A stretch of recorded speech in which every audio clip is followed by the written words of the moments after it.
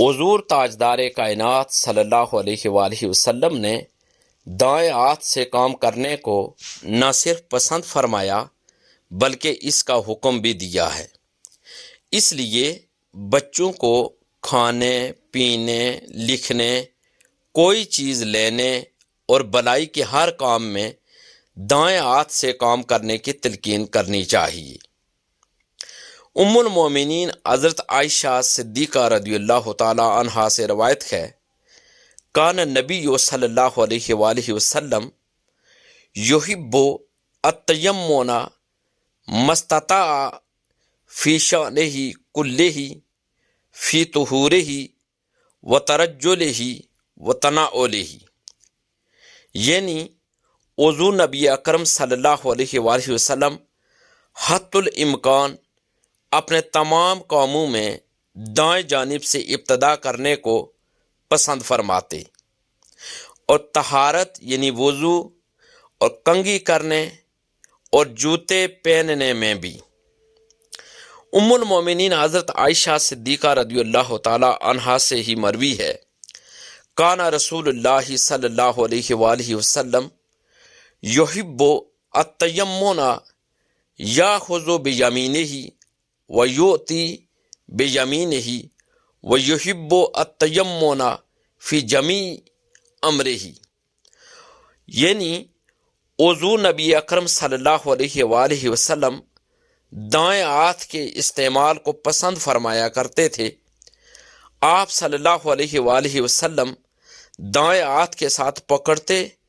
اور دائیں ہاتھ کے ساتھ دیتے، اور آپ صلی اللہ علیہ وآلہ وسلم اپنے تمام کاموں میں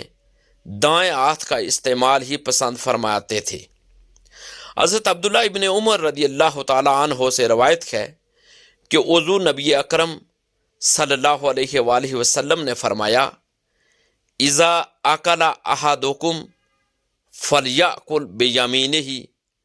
واذا شرب فلیشرب بیمینہ فإن الشیطان یأکل بشمالہ ویشرب بشمالہ، یعنی حضور تاجدار کائنات صلی اللہ علیہ وسلم کی حدیث پاک کا ترجمہ یہ ہے کہ جب تم میں سے کوئی شخص کھانا کھائے تو دائیں ہاتھ سے کھائے، جب تم میں سے کوئی شخص پیے تو دائیں ہاتھ سے پیے، کیونکہ شیطان بائیں ہاتھ سے کھاتا ہے اور بائیں ہاتھ سے پیتا ہے۔ سو معلوم ہوا کہ حضور تاجدار کائنات صلی اللہ علیہ وآلہ وسلم ہر کام میں دائیں ہاتھ کا استعمال فرماتے تھے۔ یہی آپ صلی اللہ علیہ وآلہ وسلم کی سنت اور یہی آپ کا حکم ہے،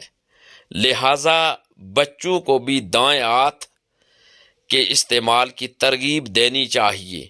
اور اس بات کا پابند بنانا چاہیے کہ روز مرہ کے کاموں اور معاملات میں اپنے دائیں ہاتھ کا استعمال کریں۔ اللہ تبارک و تعالیٰ کی بارگاہ میں دعا ہے کہ اللہ تبارک و تعالیٰ ہمیں زیادہ سے زیادہ دین اسلام کی سنہری تعلیمات کو جاننے، سمجھنے اور اس پر عمل پیرا ہونے کی توفیق اور ہمت عطا فرمائے۔